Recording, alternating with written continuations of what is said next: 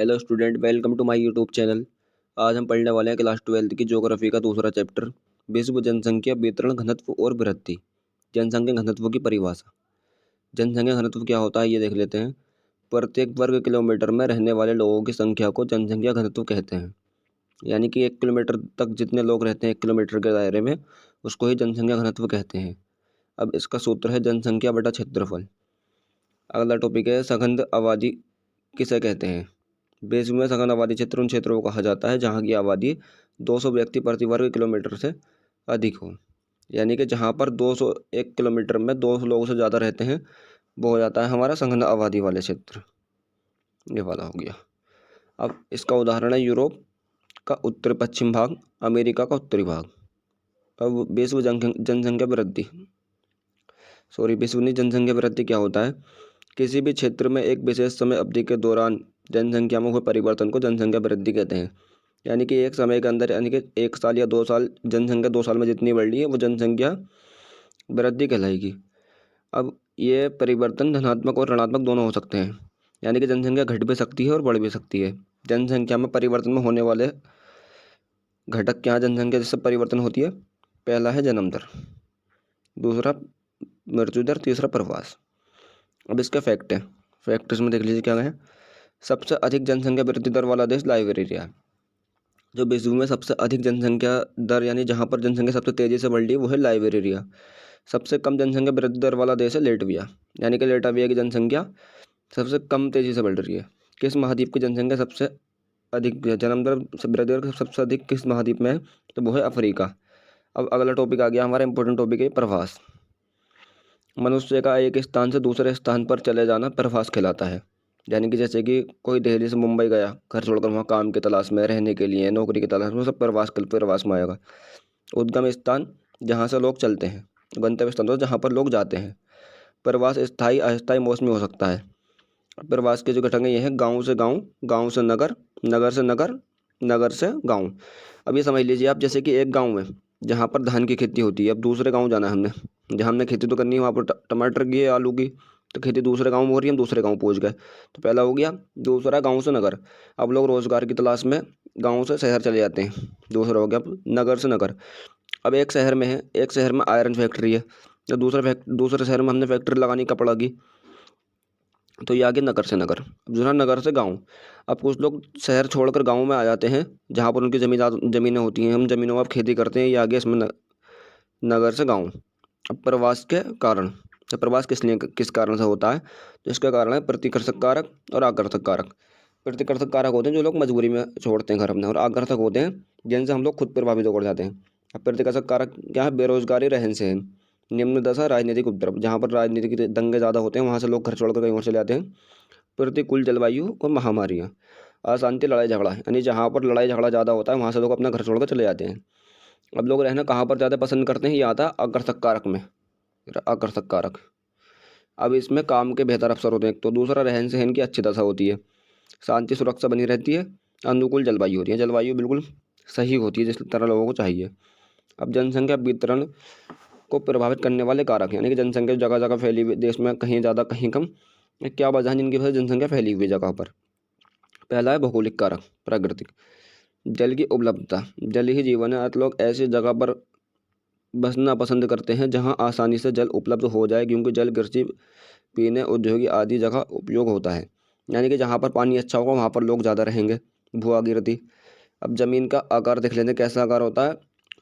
आवड़ खावड़ पहाड़ी स्थानों पर लोग रहना पसंद नहीं करते हैं, क्योंकि यहाँ ना तो जीवन सरल है और ना ही कृषि। ऐसे में लोग समतल क्षेत्र की ओर अधिक आकर्षित होते हैं।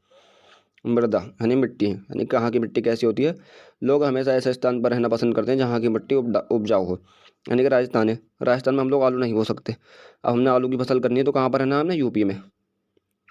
ये हो गया मृदा है। अब आर्थिक कारक, आर्थिक कारक होते हैं जहाँ पर काम किस तरह काम मिल रहा है शहरों में। तो पहला है औद्योगिकरण, जिन क्षेत्रों में उद्योग होते हैं वहाँ मजदूरों को बड़े पैमाने पर रोजगार के अवसर उपलब्ध होते हैं, जैसे कि मुंबई है, दिल्ली है, कोलकाता, ये बड़े शहर हैं, यहाँ पर रोजगार ज़्यादा होता है तो लोग वहाँ पर ज़्यादा रहना पसंद करते हैं। अगला है नगरीयकरण, लोग नगरीय क्षेत्रों में अधिक बसते हैं क्योंकि वहाँ स्वास्थ्य तथा शिक्षा सेवाएं अच्छी होती हैं। ये गाँव के मुकाबले शहरों में हॉस्पिटल्स, स्कूल्स वगैरह अच्छे होते हैं, इसलिए ज़्यादातर लोग शहरों में बसना पसंद करते हैं। तीसरा, खनिज। जिन क्षेत्रों में सबसे अधिक खनिज पाए जाते हैं वहाँ खनन कार्य अधिक होता है, जिसकी वजह से मजदूरों को रोजगार उपलब्ध होता है।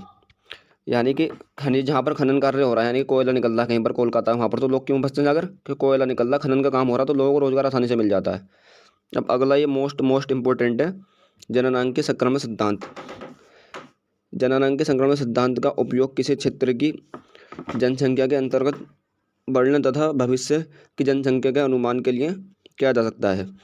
यदि किसी क्षेत्र की हमने जनसंख्या देखने के आने वाले वक्त में कितनी हो जाएगी, तो इसके लिए हमें जननांग के संक्रमण सिद्धांत का यूज़ करना होता है।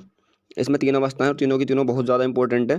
पहली अवस्था है, प्रथम अवस्था, उच्च जन्म दर तथा उच्च मृत्यु दर होती है। यानी कि लोग पैदा भी ज़्यादा होते हैं और मौत भी ज़्यादा लोगों की होती है। अब धीमी जनसंख्या वृद्धि दर, जो जनसंख्या बढ़ती है बहुत ही धीमी दर से बढ़ती है। ज़्यादातर लोग खेती का काम करते हैं। जीवन प्रत्याशा कम होती है, यानी कि जो लोगों की औसत आयु होती है वो भी कम होती है। यहाँ पर पहली अवस्था में लोग अधिकतर आसक्ति यानी अनपढ़ होते हैं। इसको आप ऐसे समझ लीजिए कि पहली अवस्था में तो वो देश आएंगे जहाँ पर बिल्कुल विकास नहीं है, डेवलप नहीं है। और दूसरा है, द्वितीय अवस्था यह है, आरंभ में उच्च प्रजननशीलता होती है, समय के साथ साथ प्रजननशीलता घटती है, स्वास्थ्य संबंधी दशाओं में सुधार आता है। यानी कि जो दूसरी अवस्था है इसमें जो स्वास्थ्य होता है, स्वास्थ्य में थोड़ा सुधार आएगा और एजुकेशन लोगों को अच्छे मिलने लगती है। तो इसमें आते हैं विकासशील देश, जैसे कि हमारा इंडिया है। अब ये क्या है, हमारा इंडिया विकासशील देश। अब अगले उसमें आता है तृतीय अवस्था है हमारी, जन्म दर एवं मृत्यु दर दोनों घट जाती हैं। यानी कि लोग जो तेजी से पैदा होते हैं, पैदावार भी कम होती है और लोगों की मौत होना भी कम हो जाती है। जनसंख्या या तो स्थिर हो जाती है या धीमी गति से बढ़ती है। यानी कि जनसंख्या जैसे कि किसी शहर है, ये डेवलप कंट्री में आता है। तीसरा जो हमारा ये है तृतीय अवस्था, इनको आप ऐसा समझ लीजिए डेवलप कंट्रीज हैं। अब यहाँ पर जो जनसंख्या है वो या तो ऐसे है, एक साल पहले जनसंख्या यहाँ की 2 लाख थी तो 2 लाख की रहेगी। ये बढ़ेगी तो धीमी गति से बढ़ेगी, यानी कि 2,10,000 हो जाएगी बस। जनसंख्या नगरीय तथा शिक्षित हो जाती है। यानी कि पहली अवस्था में लोग गाँवों में रहते थे, अशिक्षित थे। अब तीसरी अवस्था में क्या है, जनसंख्या एक तो शहरों में रह रही है, दूसरा पढ़ी लिखी हो गई, तकनीकी ज्ञान हो जाता है। यानी कि लोग टेक्निकी चीज़ें होती हैं हमारी, इन पे हावी हो जाते हैं। टेक्निकल की मदद से हम लोग टेक्नोलॉजी की मदद से जगह जगह तरक्की पकड़ रहे हैं ना। जैसे कि हमने पढ़ाई है या ऑनलाइन हो रही है, या फिर पानी के लिए पहले नदियों पर आश्रित रहते थे लोग, अब तो कुआं कर लेते हैं। इसका निष्कर्ष आया, निष्कर्ष क्या है इसका, निष्कर्ष है ये कहा जा सकता है कि जननांग के सिद्धांत से भविष्य की जनसंख्या का पूर्व अनुमान लगाया जा सकता है। यानी कि इस सिद्धांत की मदद से हम जनसंख्या भविष्य में बढ़ने वाली है उसका पहले ही अनुमान लगा सकते हैं। अगला है जनसंख्या वृद्धि से होने वाली समस्याएं। संसाधनों पर दबाव, प्रदूषण, विकास में बाधा, भरण पोषण की समस्या। यानी कि जो जब जनसंख्या ज़्यादा बढ़ेगी तो रोजगार कम हो जाएगा लोगों पर, सही है। प्रदूषण, तब गाड़ियाँ ज़्यादा चलेंगी, फैक्ट्री ज़्यादा होंगी, रोजगार ज़्यादा, तो पॉल्यूशन बढ़ जाएगा। विकास में बाधा तो आनी ही आनी है, क्योंकि जब जनसंख्या बढ़ेगी तो लोगों को काम कम मिलेगा, तो दूसरा विकास में बाधा। भरण पोषण की समस्या, यानी कि अब हमारा देश में जैसे कि 20,000 कुंटल गेहूँ उगता है, तो ये 80 करोड़ लोगों के लिए खाने योग्य हो गया। लेकिन जब जनसंख्या 120 करोड़ है तो इस पर हम लोग खाने की समस्या हमारे ऊपर आने वाली है। ये इसका चौथा पॉइंट है, लास्ट वाला। तो ये इसी के साथ चैप्टर हो गया हमारा पूरा ख़त्म। अगर आपने हमारे चैनल को सब्सक्राइब नहीं किया है तो प्लीज़ सब्सक्राइब कर लीजिए। Thank you.